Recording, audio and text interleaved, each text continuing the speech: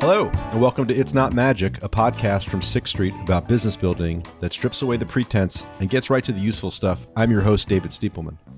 We use this show to talk to founders and industry leaders and get them to explain in plain English what they set out to do and specifically how they do it.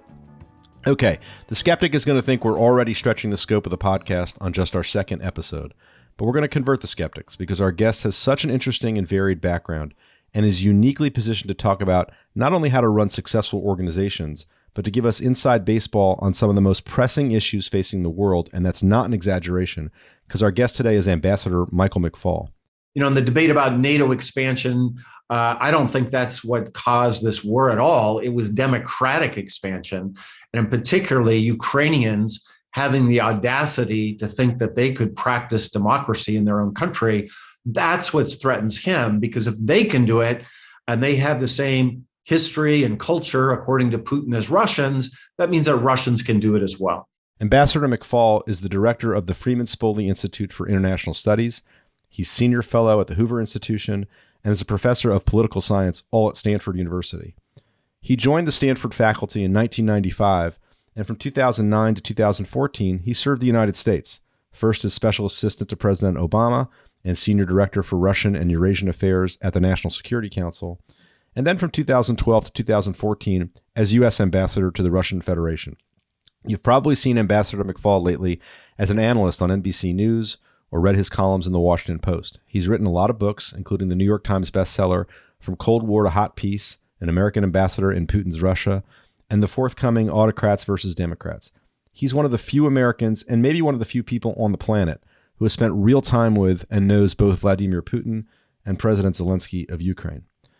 Ambassador McFaul visited with the entire 6th Street team at our annual offsite last week in Austin, Texas, and we had an awesome, important conversation, obviously about Ukraine and what's coming for global stability, but also his career, going from being a solo act as an academic to shaping global policy with big teams, to running an embassy, and how that was like being the mayor of a small town. I think you'll enjoy it. We'll go right into it.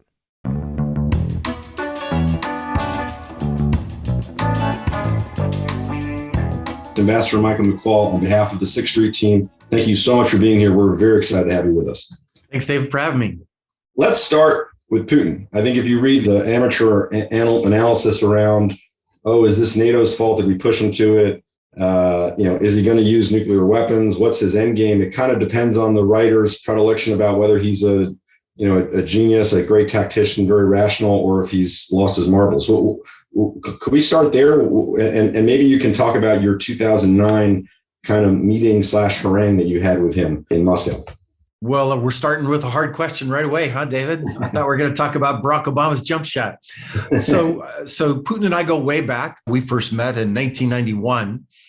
I first wrote my article warning about his autocratic ways in 2000, so 22 years ago. I saw him up close, usually meeting with President Obama, sometimes Vice President Biden, Secretaries of State, National Security Advisors for the 5 years that I worked in the government.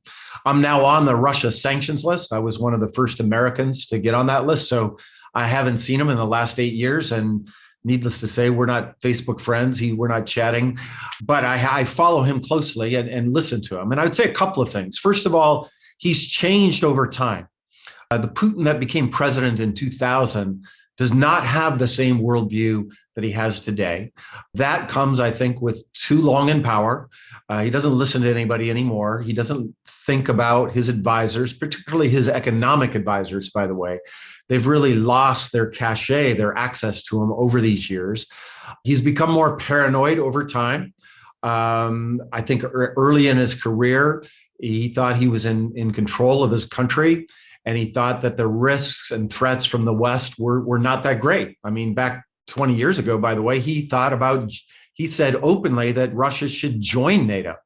But over time, as he's become more autocratic, democratic ideas, individuals, and countries have become more threatening to him. And he's become more paranoid about that. And so, in the debate about NATO expansion, I don't think that's what caused this war at all. It was democratic expansion, and particularly Ukrainians having the audacity to think that they could practice democracy in their own country. That's what threatens him, because if they can do it and they have the same history and culture, according to Putin, as Russians, that means that Russians can do it as well. So I think that's what's going on here. He's trying to roll back what the Ukrainians call the revolution of dignity from 2014. He calls it a neo-Nazi coup supported by us. And you're absolutely right. That first time that President Obama met Putin, he was then Prime Minister Putin. It was the summer of 2009. I was there with him.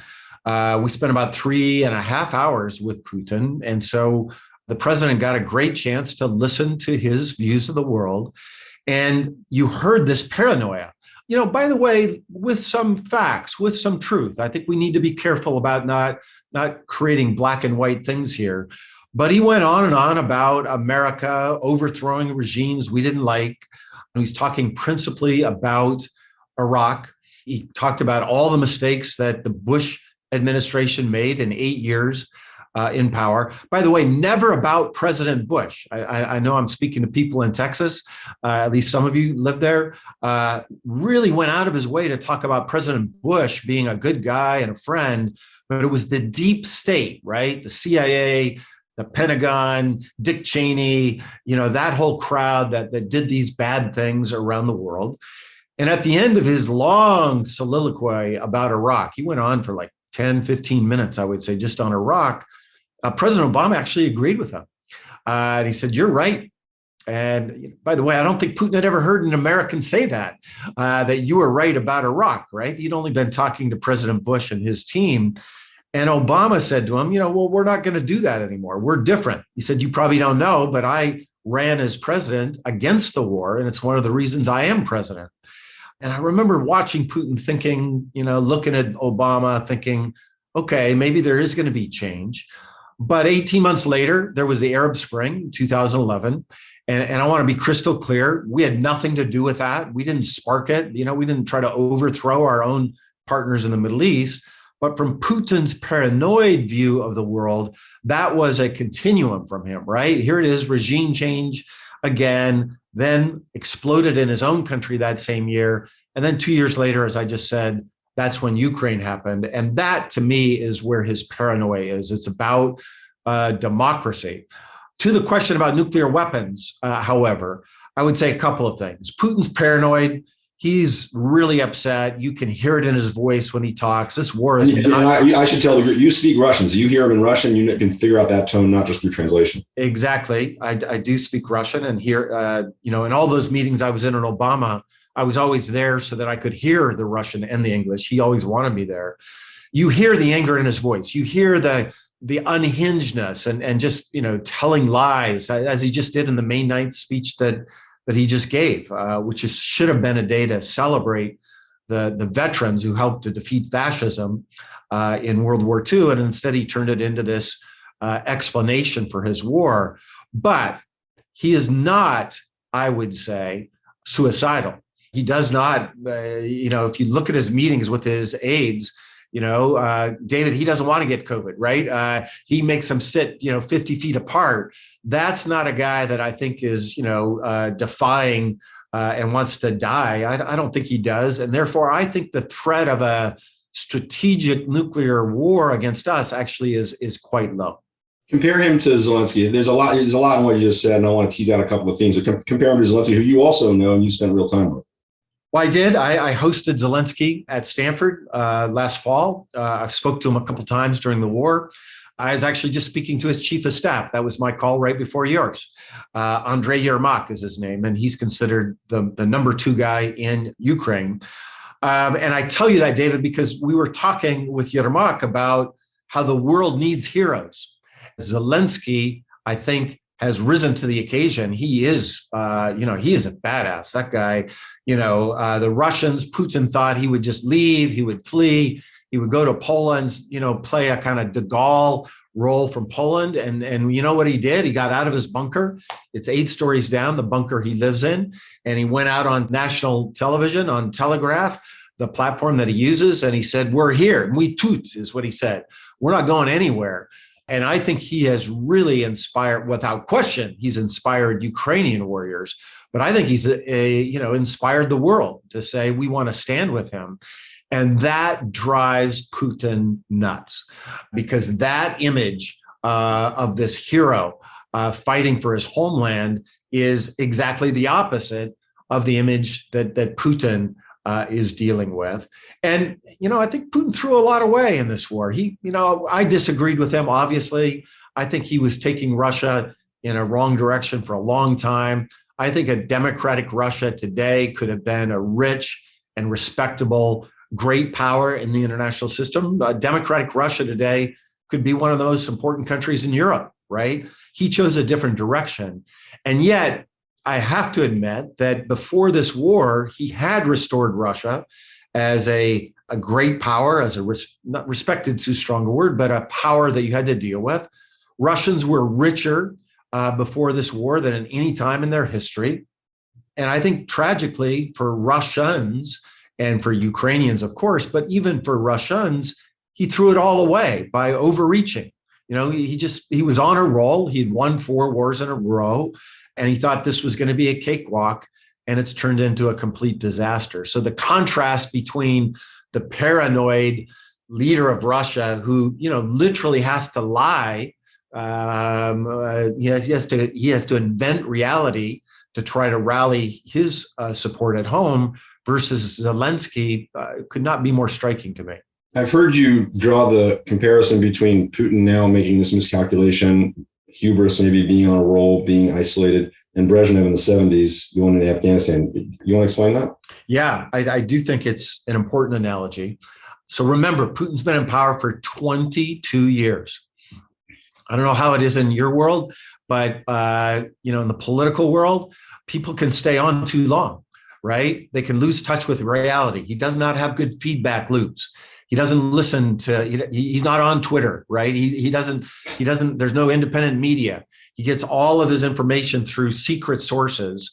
And those people providing those packets, they're these red folders that come to him that say top secret on it. They have a vested interest in telling him that everything's great and he's great. And, this is going to be a cakewalk. And it does remind me of Brezhnev, because Brezhnev also was in power for a couple of decades.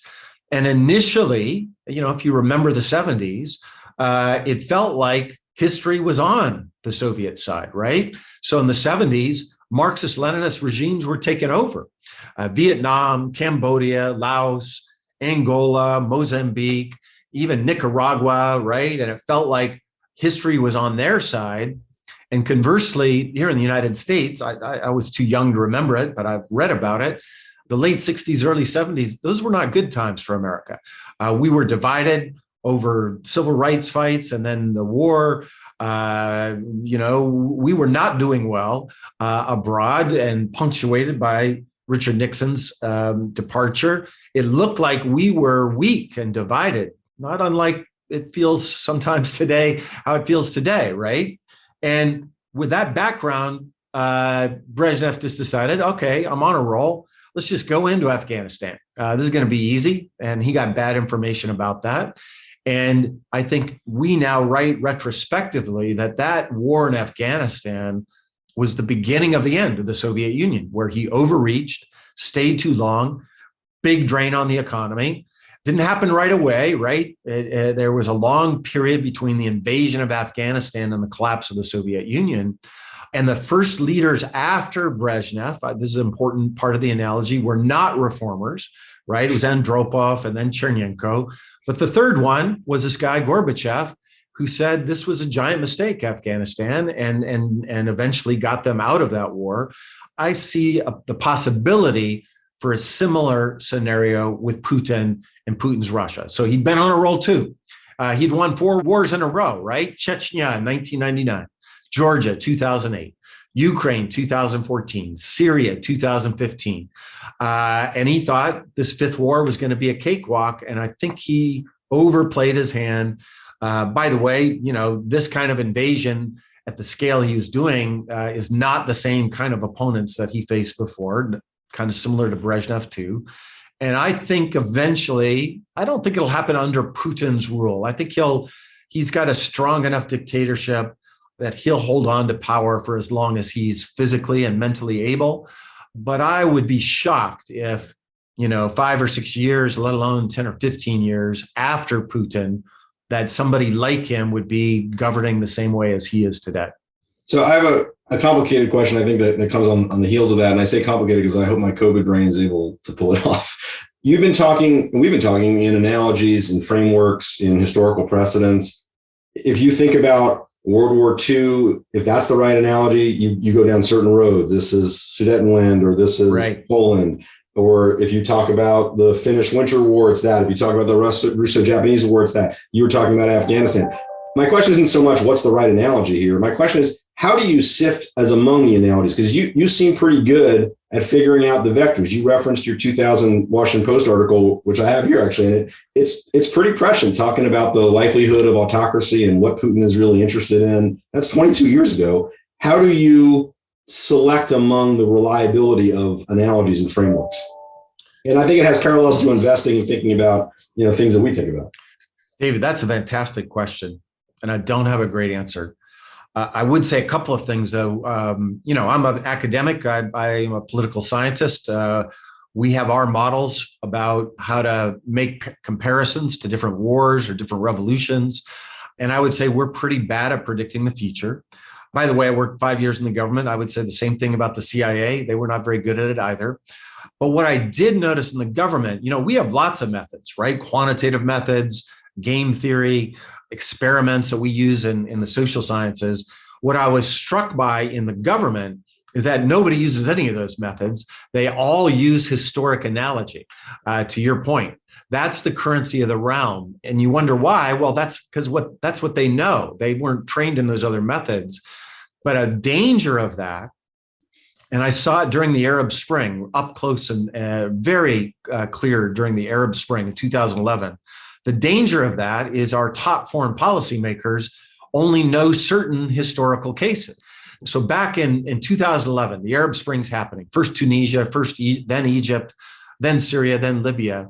The analogy that when I sat down in the White House Situation Room and listened to Secretary Gates, Secretary Clinton analogize, they were comparing this moment to the Iranian Revolution, 78, 79.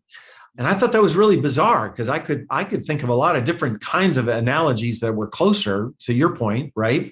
And I actually told my boss about them, the national security advisor, and later I started writing up these analogies for the president. One pagers, by the way. Academia, we get 30 pages. For the president, you get 1 page.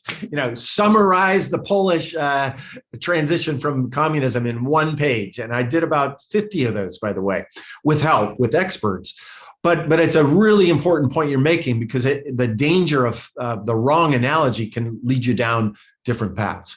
For this particular moment, I think 1939 and the Finnish War that you just described, I think those are apt comparisons. With the big difference, of course, is that Putin may have had the same intentions as Stalin back in 39, 40, 41. I think it's pretty clear now that he does not have those same capabilities, with one giant, scary exception, and that's nuclear weapons. Very thankfully, Hitler and Stalin did not have nuclear weapons during World War II, and that's the one wild card that is, I would say sui generis in the way that we analogize about the situation here, with of course, the one exception is that we did use nuclear weapons at the end of World War II. And I actually see some false analogies that some of my colleagues are using in and outside of the government with that use of nuclear weapons for the situation in Ukraine today. Can you explain that? Sorry, I want to make sure I understand that. Yeah. So there is a school of thought. There most certainly the Biden administration is rightfully worried about it. I want to underscore that, right? That whenever you talk about nuclear weapons, people should be concerned. No matter what the probability is about their use, the catastrophic consequences are so great that even if you think it's a 1% probability, you want to get that down to 0.5, 0.3, 0.2, 0.1. And that's the separation, by the way, in the US government between the intelligence community, the DNI, Avril Haines, friend of mine, and Bill Burns, the director of the CIA. Their job is to present those probabilities. The policy maker's job, beginning with the president, is to shape those probabilities. And there's a lot of debate about will Putin use nuclear weapons or not? And I'd say two things about that. With respect to strategic nuclear weapons, I think that probability is very, very low for two reasons. One, that's suicide again, right? And I don't think Putin is suicidal. There's no winners in a strategic nuclear exchange between the United States and Russia. I was part of the team that negotiated the last arms control agreement, by the way, and we got rid of 30% of the nuclear weapons in the world. That was a great day. That was a great achievement for President Obama. But we still left in place 1,550 on both sides. And you can blow up the world multiple times with that nuclear arsenal. So I don't think Putin's suicidal. But I also think, to reassure our audience, he has deliberately had some people speak on the record in his government to say the same thing. And they have said, and this is his press spokesperson, this is the former president, President Medvedev, they have said on the record that we will only use nuclear weapons if there is an existential threat to Russia. And thankfully, there isn't. Nobody's talking about attacking Russia. So that's on the strategic side. The tactical side is more ambiguous. And some argue, very prominent people inside the government and outside, that Putin might be tempted to use a tactical nuclear weapon inside Ukraine if he feels like he's losing the war.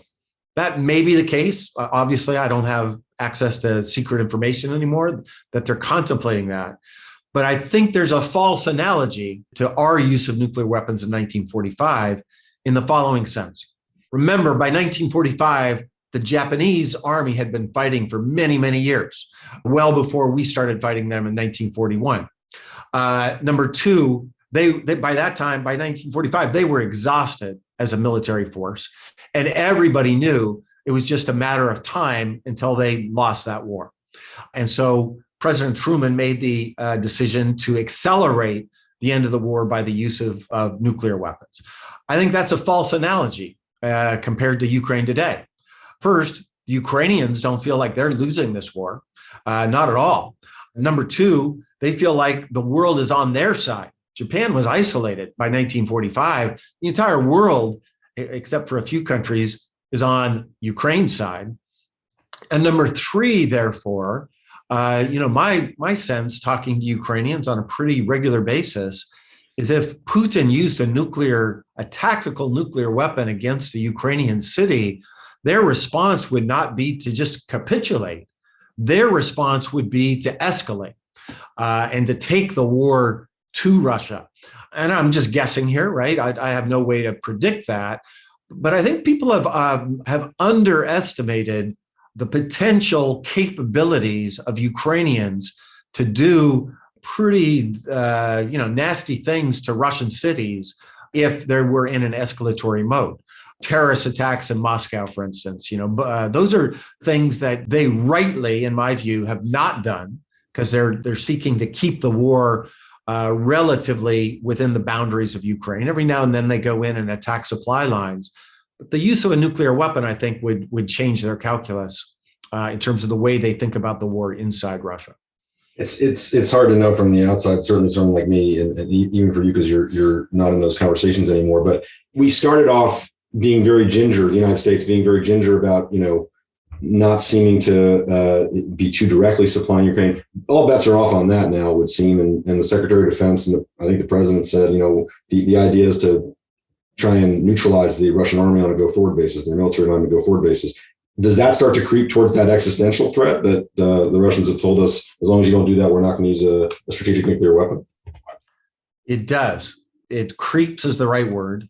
And I think we need to be very careful about defining what our objectives are in supplying the Ukrainians with weapons and sanctions and fortifying NATO. In my view, we were way too slow in the beginning. I said that 100 times, and including to the President of the United States when I had the chance to brief him about it. My view, David, we were years too slow. We should have been providing these arms back in 2014, 2015. I'm criticizing the government I served in as a way to deter where we're at today. But that was then, this is now. And so I applaud the Biden administration for now increasing both the speed, the quantity, and the quality of weapons to the Ukrainians. I think they could go further, by the way, but I applaud that. I do not think it should be our strategic objective to weaken Russia, their military or their economy. I think that is the wrong objective right now. I think the objective should be do what we can to end this war. And in my view, the only way you're going to end this war is if Putin believes that he no longer can advance his military objectives. So that means you give the Ukrainians the weapons to fight to stop Putin. I do not think at this time we should extend our objectives to, fundamentally weaken the Russian army or fundamentally destroy the Russian economy. I think we should limit our objectives to ending the war. Help me understand those things between what you just said, and you've been very vocal about sanctions. You chair our international working group on sanctions. I think you put a piece in the Washington Post maybe earlier this week on, here's how we take sanctions to the next level. So what's the goal there? Well, with sanctions, the goal is also to end the war. But that's controversial. I want to be clear. My views on that are not shared by everybody in the Ukrainian government, and most certainly not throughout, even here in the United States. I always, kind of philosophically believe sanctions should be to achieve a purpose. I think we get into a slippery slope. I mean, Cuba is a good example where we kind of lose the thread on what the objective was, and they just stay in place forever. I worked on the sanctions regime vis-a-vis Iran, and it was a very successful regime in my view. It put enough pressure on the Iranians to sign the Iran nuclear deal, and I think that's a good example of how to use sanctions. That's my personal view. But I would say two things. My view is also, if you share that view, then you got to be all in. This incrementalism does not achieve that objective. It has to be shock and awe with sanctions. And I think dribbling them out undermines that objective. It doesn't help that objective. And then there's one caveat in my views that I would say need to be added to it, which is when the war ends, there's going to be a massive rebuilding. Economists smarter than I measure it to be about $1 trillion to rebuild Ukraine. Well, the Russians have to help pay for that. And that's a place where some of the sanctions that have been put in place, particularly the freezing of the central bank dollar deposits that we froze, depending on you count it, it's $300 or $400 billion. I think there's an argument to be made that those are assets, because those are from the Russian government, that could be used for the reconstruction of Ukraine. Could you talk about Twitter? Because you're on Twitter. You're pretty good at Twitter, as far as I can tell. I don't know, but you seem pretty good at Twitter.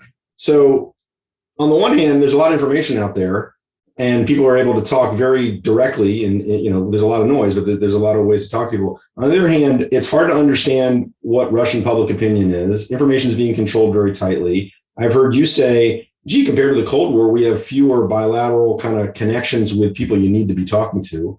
A theme of your career is you got to talk to each other. How do I think about this? Like, how are we able to, First of all, I want to tell everybody, and I write about it in my book, I did not choose to be on Twitter. Tell me, who told you to do it? So my boss at the time, remember, I'd worked at the White House for 3 years, worked on the campaign even before then.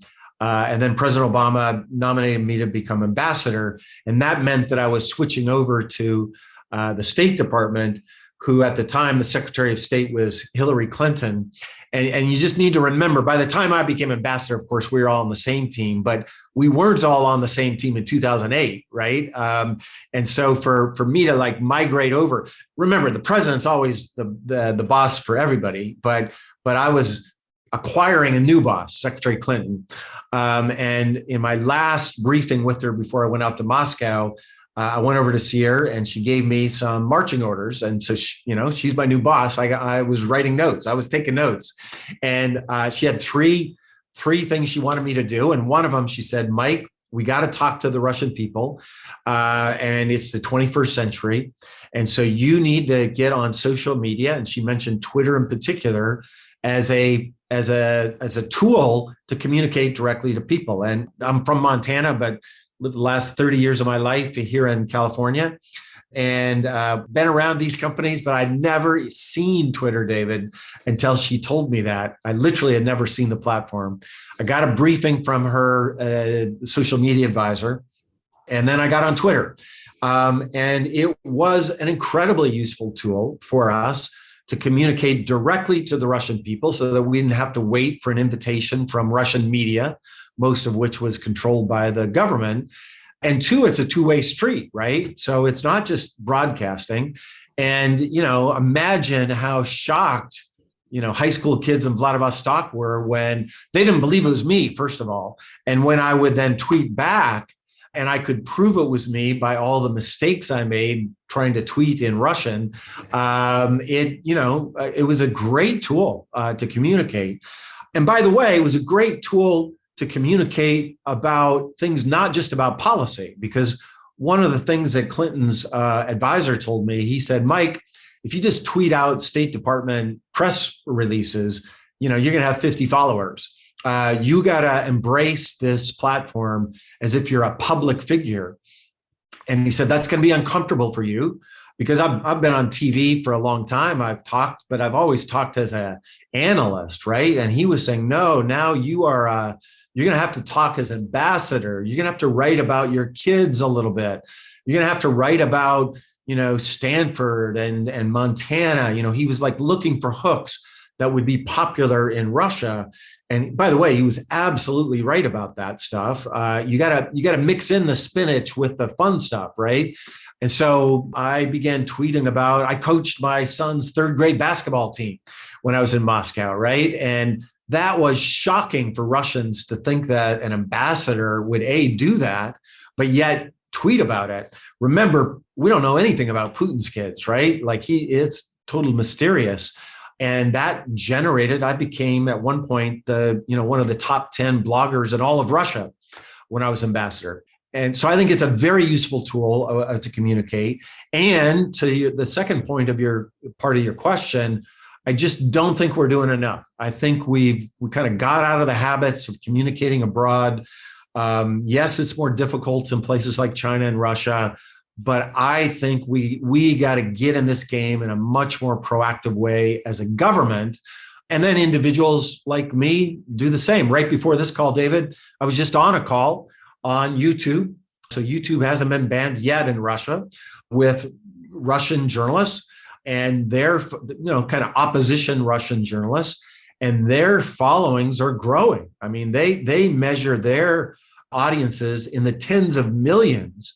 And that is approaching what Putin has on his old-fashioned television station. So I just think there's a lot more work that can be done in this world, in this space. It's hard because the autocrats have a lot of tools, but I think there's a giant demand for good content, and I think we got to think more creatively about how to do that.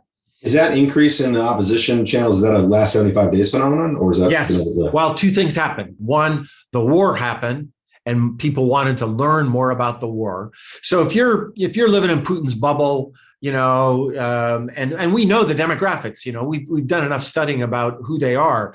The Putin's bubble is, to oversimplify a bit, but the older you are, the less educated you are, the more rural place you live, and the less wealthy you are, the more likely you are to live in that information bubble that Putin creates. But conversely, the younger you are, the more urban you are, the more educated you are, the wealthier you are, you're not likely to listen to him. That's most of Moscow. That's most of St. Petersburg. There's tens of millions of people that don't tune in to Putin's propaganda stations. And there, I think there's work to be done to be interacting with those people. So the things that we hear in the U.S. press, or the Western press, I guess, about majorities are fine with this because they're getting bad information, or because as long as their material lies are not affected, they're fine. I'm talking about the Russian population. You don't believe that? I don't, and let me explain why. So I used to do public opinion work in Russia earlier in my academic career. First, I don't believe, I know all the opinion poll companies really well. I've known them for 30 years, and I don't believe their data for this really simple reason. If you're sitting out there in Vladivostok and some stranger from Moscow calls you, David, and says, hey, David, привет, my name's Misha. I work for a polling firm here in Moscow. I want you to tell me what you think, David, about Putin. And if people need to understand this, when somebody calls from Moscow, and this has been true for decades, that's Vlas, that's the power, that's the Kremlin calling, right? The idea that you're separate from them does not exist in the minds of most Russians. And so there's only one rational answer to that, David. Yeah, you support Vladimir Putin. Why would you say anything else? There's no rational reason for you to say anything else. So that's fact number one. Fact number two, sanctions are having an effect, not just on the oligarchs, but on the middle classes. I just saw the data for auto sales year to year in April. They're down 70%. That's affecting millions of Russians. And there's lots of data like that coming out. So I don't believe those opinion polls. I think there's a lot of, what we call preference falsification going on inside Russia, because that's the rational thing to do. I want to spend the last couple minutes, but I'm not calling that yet, on where this is going. But before we do that, you talked about working on teams, and you're all on the same team. This is in the government. You came from academics, and this is a tension in your career, or a balance in your career between being an academic and an actor in the arena, and you wanted to be both. And I think you felt both reinforced the other. The one reinforced the other. But when you got to government, you went from, I think, being someone who's in their office, I imagine an academic having a very wonderful, easy lifestyle, reading books and writing things. I'm obviously being facetious, but where it's a solo enterprise. How did you adjust? How did you bring teams together? And we talk a lot about that at our events, including this offsite, about how to work well together. How did you do that? Was that important? It was extremely important, both when I worked at the White House, and then especially when I led an embassy when you add it all together, it was 1,700 people throughout the country in our consulates. So it was a very big management job and a leadership job in a social sense, David. That is, as one of my previous ambassadors explained to me, you're not just the ambassador, you're the mayor of a little town, because on the compound, the main compound in the Moscow embassy, we had a bowling alley, we had, plumbers, we had a bar, we had a gym, all kinds of people working there. And we had people living on the campus, 500 people or so living there, and it was a town. And by the way, we had conflicts. We had fights over, whether we're going to have hot food for lunch or cold food, right? The Americans all wanted sandwiches and the Russians all wanted borscht, right? And I would say just two lessons. I mean, one, I love being on the team. You're absolutely right. In the kind of work that I do, I write books by myself, and I sit in front of a computer, like I'm doing now, trying to write. By the way, that is a lot harder than being ambassador. Writing is really, maybe just for me, but it is a really hard, but it's a solo enterprise, right? I love being on the team. I love being part of a larger enterprise with no footnotes, that we're all together. I think for me as an outsider, remember, I was a political appointee coming into Moscow. And so there's rightfully from the State Department. And remember, an embassy in Moscow had 24 different pieces of the U.S. government there. It wasn't just the State Department, right? It's the Pentagon, it's the Department of Commerce, it's NASA. You might not be surprised that we might have members of the intelligence community there too. So it was a big enterprise with people with lots of different equities. And so for me, it was always, just probably pretty obvious things. But because I came from academia, I was not afraid of decentralization. I think some mistake, and I don't want to analogize to things I don't know, right? I'm being very careful here. But I do think a mistake that we make in the government, most certainly it's a mistake Putin's making, that he does not have that feedback loop. We call it principal agent problems in academia, but embassies have it too. The State Department's a very hierarchical place. And, as the ambassador, everybody stops when you walk by. Everybody, like, I couldn't get used to this. Like, people would stop and like open the door for me, for God's sakes. I'm like, you don't have to do that, man. I can open my own door. But that is the culture. I tried to break that down. I tried to learn from the people that know the best. And sometimes those are your first tour officers. And to try to get that feedback loop broken down so that we could not have to go through 8 lines of communication to get to me. I found that to be very useful. And then two, when we were assaulted, I was at a pretty difficult time where they were doing the nasty things. And I write about it in my book to me and my family, but they were also doing those tough things to members of my community, slicing their tires, breaking into their apartments, trying to scare us. And I think, signaling we're all in this together and that we are proudly here to represent not just Barack Obama, but the American people in the United States of America, that had an effect that rallied literally the soldiers, because I had some soldiers that worked for me, but everybody else as well. Thank you for that. It's inspiring. Let me ask you this: the cohesion of the West, the democracies, whatever the right word is, right now seems pretty high. Seems to be a miscalculation of Putin. We got a lot of instability coming, right? Yes. It's planting season in Ukraine, in Russia. We're not going to see those kinds of shipments of grain or wheat. Places like Egypt who import, I think, 70% of their wheat from that region. Yes. We're going to start to see some real pain, hunger, like real things happening throughout the world in various regions. Should we assume that the allies are somehow planning for that? Are we against the clock to get things done before things start to devolve? I'm really worried about that. Your question, because I agree. It's been incredible. I would say the unity in the democratic world, free world, liberal world. But I worry about 2 things. One, I think many Americans have not noticed how many other countries are sitting on the sidelines, right? Yeah. Africa, Middle East, India, tragically, really on the sidelines. China, I get. The rest of them, I think we need to remember that a lot of the rest of the world's sitting on the sidelines. And 2, as things get harder and the war drifts out of the news, I worry about solidarity over the long haul. The director of national intelligence, Avril Haines is her name. I used to work with her at the White House. She just gave a briefing yesterday to members of the Senate Select Intelligence Committee. And their assessment is that Putin is not suing for peace anytime soon. He plans to be in it for the long haul. I think that's going to create a challenge about the things you just described, keeping people together, because every country in the democratic world has their politics, including our own country.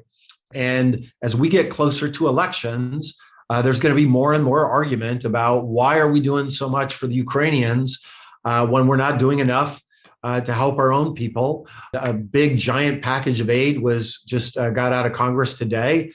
You're going to have people talk about why is that not going to American people at the same time that people are blaming inflation on being involved in this war. Now it's Putin's war. I think it's important for the president of our country and for leaders around the rest of the free world to explain that they're the ones driving up prices, including food prices, by the way. It's just horrible that that's happening. I wish that story would get more attention. Starvation is going to happen because Putin is starving Egyptians.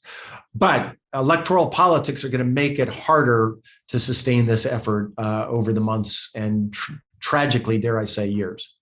Let me finish with this. There's a million things to talk about. There's China, there's the UN, there's will Putin do sham referenda in the Donbass, and what does that look like?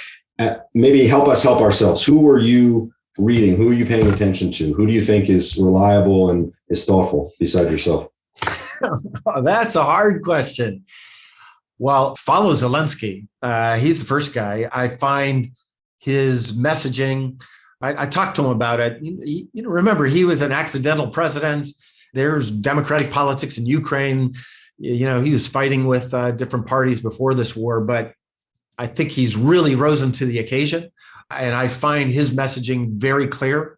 And it's about life or death for his country, but it's about life or death for the rest of us. I think he rightly says that if they win in Ukraine, that helps our allies in Europe and makes nervous our enemies around the world.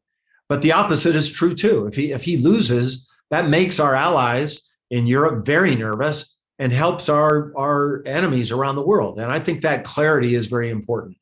Other people that I read closely, I find Timothy Garton-Ash to be somebody worth reading. And I find Anne Applebaum as well. She writes for The Atlantic. I find Anne to be very smart. And I'm not supposed to advertise other professors because Stanford is where all the great professors are. Oh, yeah. Well, let me advertise one other Stanford professor because he has a new book coming out. I think it just came out today, Yesterday. in fact. Yes. Frank Fukuyama. Don't believe all the twisted stuff that you've read about Frank and the end of history. I find his writing about the world incredibly powerful, and his new book about liberalism is a real message to both Republicans and Democrats in America, and I think to the world.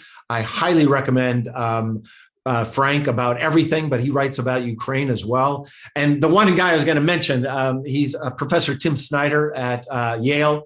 Yale's a very fine institution. I think Stanford's a better one. But on this issue, I think Tim Snyder, I try to read closely everything that he writes. That's awesome. I would follow Ambassador McFaul on Twitter, and I will leave it at saying, thank you. It sounds corny, for your service, because, thank God you were there, and for your continued observations. And thank you so much for spending time with us. We really appreciate it. And, good luck. Thanks. David, this is a great conversation. You and I should go on the road. These were fantastic questions. I get a chance to talk a lot. Not all questions are as interesting as this one was today. So I really thank you for that. You're nice to say that. Thanks very much. Bye-bye. All right. Bye-bye.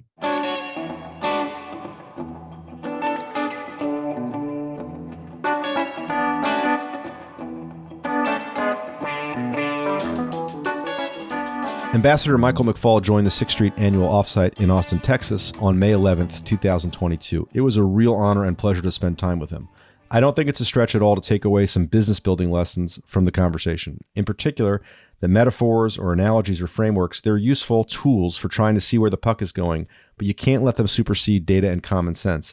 And in everything, diplomacy, business, life, people have to talk to each other to have the trust to be able to get things done. You should follow Ambassador McFaul on Twitter if you do that kind of thing. He's at McFaul, McFaul, for good info and analysis on what's happening in Ukraine and beyond. The views expressed in this podcast are not necessarily those of 6th Street, and 6th Street is not providing any financial, economic, legal, accounting, or tax advice or recommendations in this podcast. In addition, the receipt of or listening to this podcast is not to be taken as constituting the giving of investment advice by 6th Street. Please see additional disclosures on our website for more details.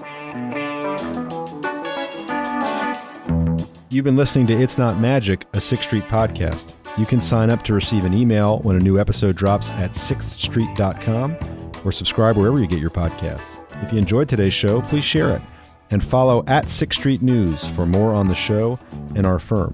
Thanks to 6th Street's production team, Patrick Clifford and Kate Hannick, for putting this together with sound engineering by Stephen Colon and great assistance from Josh Benson at Old Town Media. Our theme song is It's Not Magic, an original creation by Patrick Dyer Wolf. Once again, I'm David Stiepelman. Thanks for listening.